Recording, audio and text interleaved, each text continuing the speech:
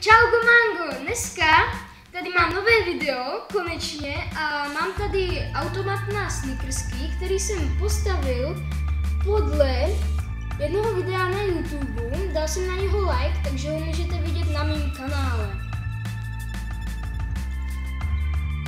Nyní se podíváme na automat ze všech stran.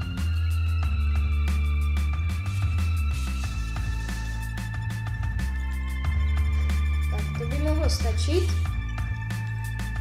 A sem se vhazují mince. Toto je páčka na to, aby vám vypadla snickerska odtud. Takže tady padají snickersky. A tady máte na to, když vám vyskočí mince, že je moc malá, jako třeba tato jednikačka. No a zezadu jsou takový nenápadný dvířka na utržené mince za Snickers.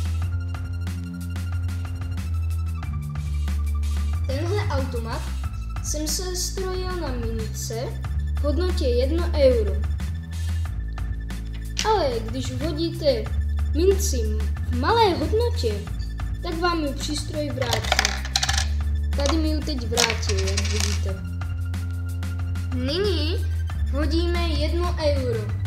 Jak můžete vidět, páčka je pořád zamknutá, ale jestliže hodíme 1 euro, páčka se povolí a dostaneme snickersku. A můžeme si pochutnat na této čokoládové tyčince. A koukneme se, co jsme dostali za penízku. 1 euro. Sem padají všechny penízky, za které koupíte tyto snickersky. Nyní vám ukážu mechanismus.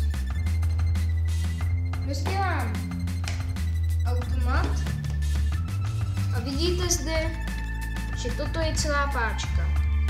Vidíte tuhle kostičku, to je takový konektor. A to je, když hodíme 1 euro, tak se konektor povolí a můžeme dát zpět. Tím pádem tam spadne snickerska a dáme zpět a snickerska nám vypadne. No, nyní dáme snickersku do automatu a pak si to celé zopakujeme.